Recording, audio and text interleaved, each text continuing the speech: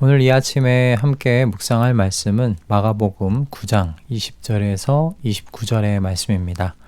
마가복음 9장 20절에서 29절의 말씀을 읽고 오늘 우리에게 주시는 하나님의 은혜를 함께 나누도록 하겠습니다. 그래서 그들이 아이를 예수께 데려왔다. 귀신이 예수를 보자 아이에게 즉시 심한 경련을 일으켰다. 아이는 땅에 넘어져서 거품을 흘리면서 뒹굴었다. 예수께서 그 아버지에게 물으셨다. 아이가 이렇게 된 지 얼마나 되었느냐? 그가 대답하였다. 어릴 때부터입니다.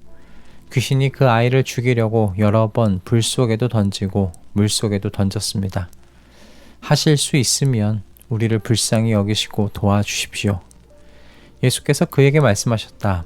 할 수 있으면 이 무슨 말이냐? 믿는 사람에게는 모든 일이 가능하다. 그 아이 아버지는 큰 소리로 외쳐 말했다. 내가 믿습니다. 믿음 없는 나를 도와주십시오. 예수께서 무리가 어울려 달려오는 것을 보시고 악한 귀신을 꾸짖어 말씀하셨다. 벙어리와 귀머거리가 되게 하는 귀신아, 내가 너에게 명한다. 그 아이에게서 나가라. 그리고 다시는 그에게 들어가지 말아라. 그러자 귀신은 소리를 지르고서 아이에게 심한 경련을 일으켜 놓고 나갔다. 아이는 죽은 것과 같이 되었다. 그래서 사람들은 모두 말하기를 아이가 죽었다 하였다. 그런데 예수께서 아이의 손을 잡아서 일으키시니 아이가 일어섰다. 예수께서 집 안으로 들어가시니 제자들이 따로 그에게 물어봤다. 왜 우리는 귀신을 쫓아내지 못했습니까? 예수께서 그들에게 대답하셨다. 이런 부류는 기도로 쫓아내지 않고는 어떤 수로도 쫓아낼 수 없다. 아멘. 제 개인적으로 잊을 수 없는 기도 응답이 몇 가지가 있는데요. 그중 가장 오래된 기도 응답이 중1 때 경험했던 치유 기도에 대한 응답이었어요. 요즘도 사마귀라고 하는지 모르겠는데요. 제 어린 시절에는 이 사마귀라고 불리는 피부 질병을 가지고 있던 아이들이 주변에 많았습니다. 저도 그 중에 한 명이었고요. 당시에 오른쪽 엄지발가락에 사마귀가 생겼는데 피부에 붙여서 그 사마귀의 뿌리를 뽑아내는 그런 약이 있었거든요. 근데 그 약을 아무리 사용해도 없어지지를 않는 거예요. 그런데 어느 날 중등부에서 목사님께서 자기의 아픈 부위에 손을 얹고 하나님께서 낫게 해주실 거라는 믿음을 가지고 기도해보자 라고 그렇게 말씀하셨어요. 지금 생각해보면 정말 순진했다 생각이 드는데 퍼뜩 그 엄지발가락에 난 사마귀가 생각이 나는 거죠. 그래서 발가락에 손을 얹고 하나님께 낫게 해달라고 기도를 했습니다. 그리고 예배 마치고 친구들하고 교회에서 한참을 놀다가 저녁쯤 해서 이제 집에 들어갔는데요. 아침 그 예배 때 기도했던 것이 기억이 나는 거예요. 그래서 양말을 벗고 확인했는데 깜짝 놀랐습니다. 엄지발가락에 분명히 있었어야 할 그 사마귀가 보이질 않는 거예요.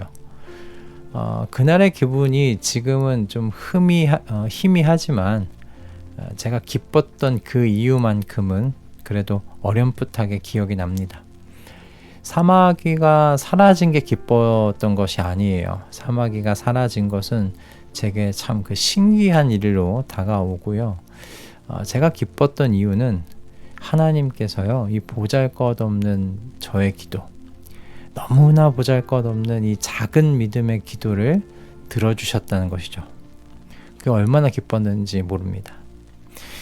이런 기도의 경험을 했으면 이후에 기도가 좀 쉬워졌어야 할 텐데 참 신기하게도 그렇지가 않았어요.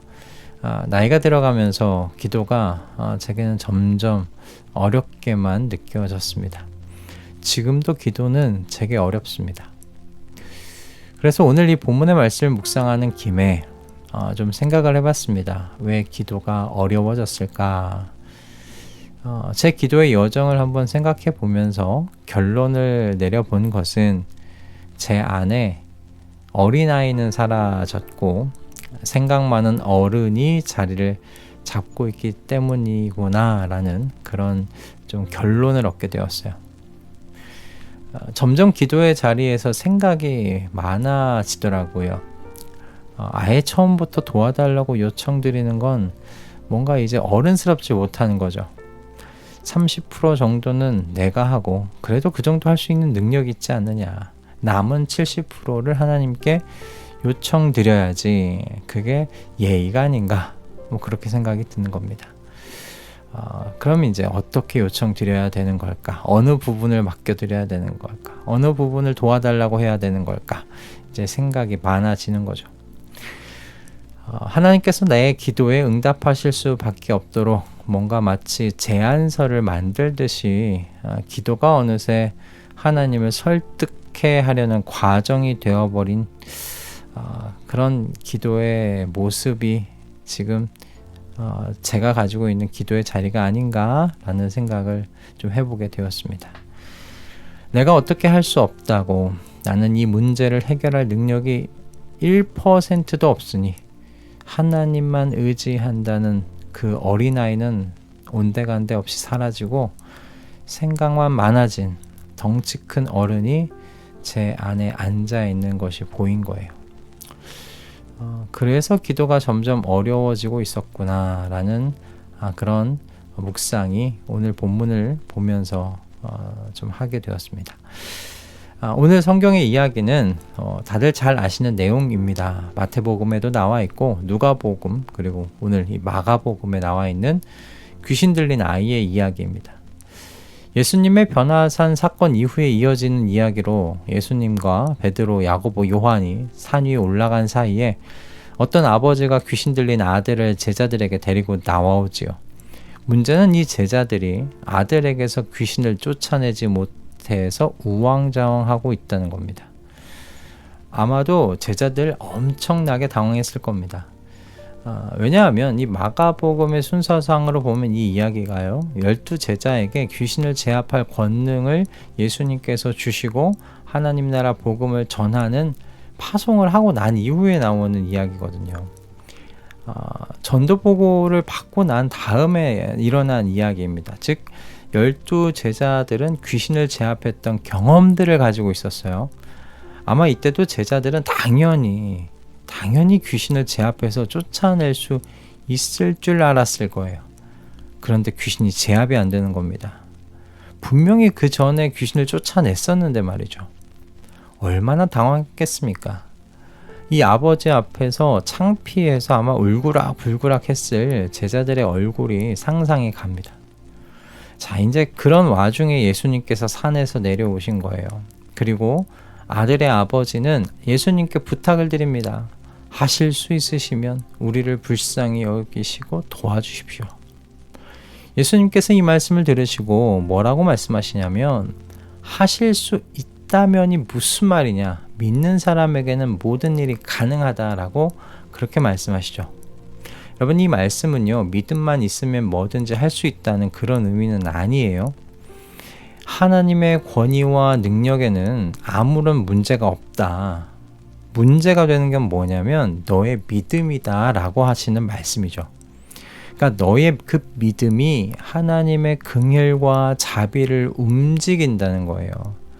하나님께서 그 믿음을 보시고 불쌍하게 여기셔서 하나님께서 자신이 갖고 계시는 그 권능과 권위를 사용하신다라는 말씀이죠. 예수님께서 아이의 몸에서 귀신을 내쫓으시는 것을 제자들이 보고 이제 모든 사람들이 떠난 이후에 조용히 예수님께 묻습니다. 왜 우리는 귀신을 내쫓지 못했나요? 그러자 예수님께서 무엇이라고 하십니까? 이런 부류는 기도로 쫓아내지 않고는 어떤 수로도 쫓아낼 수 없다라고 말씀하십니다. 그런데 여러분, 같은 사건인데요, 마태복음을 보시면 다르게 기록되어 있어요. 마태복음을 보면 너희의 믿음이 적기 때문이다 라고 예수님께서 말씀하세요. 그리고 이어서 말씀하시는 비유가 이제 겨자씨만한 그런 믿음이 있으면 산을 옮길 수 있다고 말씀하시는 그 비유의 이야기죠.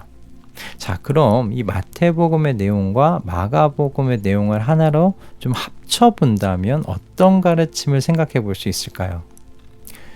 저는 오늘 이 말씀이 기도는 하나님을 의지하는 믿음의 행위라는 것을 다시금 생각하고 정리하게 해주는 말씀이라고 그렇게 생각이 들었습니다. 하나님을 의지하는 믿음의 행위, 그것이 기도다라는 겁니다. 저는 제자들의 질문에 그 숨겨진 의미가 좀 담겨 있다고 생각이 들어요. 왜 우리는 귀신을 쫓아내지 못했나요? 여기 숨겨진 의미가 있어요. 분명히 우리가 전에는 귀신들을 제압하고 쫓아내면서 하나님 나라 복음 전하지 않았습니까? 그 이야기예요. 이 제자들은 그들의 경험을 따라서 그래서 이번에도 이 귀신을 제압하려고 그렇게 했을 겁니다.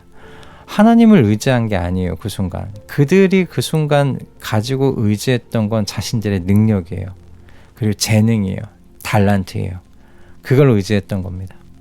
하나님의 아들이신 예수님께서 선물로 주신 거죠. 하나님 나라 복음 전하라고. 선물로 주신 그 권능을 의지한 것이지 여기서 제자들이 의지했던 것은 하나님이 아니었습니다. 그래서 예수님께서 제자들에게 자신들의 재능과 능력을 부인하며 내게는 능력이 없다고 빈손으로 그렇게 하나님을 의지하는 믿음의 기도, 바로 그 기도가 아니고서는 이런 부류의 귀신을 쫓아내지 못한다라고 가르치시는 겁니다. 그래서 제가 좀 나이가 들어갈수록 기도가 어려워졌던 것 아닌가 그런 생각이 들었어요. 하나님께 나는 능력이 없다고, 나는 할 수 없다고 그렇게 말은 하지만 제 내면은 그동안 쌓아왔던 경험의 지식, 달란트, 능력, 그걸 붙잡고 있던 것 아닌가. 즉 나는 할 수 없고 하나님만이 하실 수 있다고 기도는 하지만, 그렇게 말로 내뱉지만 제가 제 자신을 속이고 있는 기도였던 것 아닌가라는 겁니다. 그렇게 기도해야 한다고 교육받은 기도인지도 모르겠어요. 저는 저와 우리 모든 말씀동행 식구들의 기도가 나이가 들어갈수록 쉬워졌으면 좋겠습니다. 더 어린아이처럼 기도하게 되는 저와 여러분이 되었으면 좋겠습니다. 하나님 앞에 나는 할 수 없다고 고백하는 우리의 고백이 진실된 고백이 되기를, 그래서 오직 하나님만이 나를 도우실 수 있다는 그 믿음의 기도로 하나님의 역사를 경험하는 우리 한 분 한 분 모든 말씀동행 식구들 되시기를 이 아침에 주님의 이름으로 축복합니다. 할렐루야. 기도하겠습니다. 주님, 제 기도가 어른의 기도였던 것 같습니다. 제 능력을 알고 또 제 달란트를 알고 제가 경험했던 것을 알고 그것을 의지하면서 입술로는 하나님께서 도우지 않으시면 저는 아무것도 할 수 없습니다 라고 그렇게 기도했던 저입니다. 주님, 우리가 나이가 들어갈수록 더욱더 어린아이의 기도가 되기를 소원합니다. 진실되게 나는 할 수 없다고, 나는 이 일을 해낼 수 없다고, 오직 하나님이 도우지 아니하시면, 하나님이 함께하지 아니하시면 저는 할 수 없다고 진실되게 고백함으로 주님께 믿음의 기도를 드려 나아가는 우리 모든 식구들, 그리고 제가 될 수 있도록 주님 역사하여 주시옵소서. 그래서 바라옵기는 한 살 한 살 나이가 들어갈수록 오히려 더 어린아이와 같은 기도로 주님 앞에 기도하며 나아가는 우리 모든 식구들이 되도록 주님 역사하여 주시옵소서. 은혜 내려 주시옵소서. 감사드리며 우리 주 예수 그리스도의 이름으로 기도드립니다. 아멘.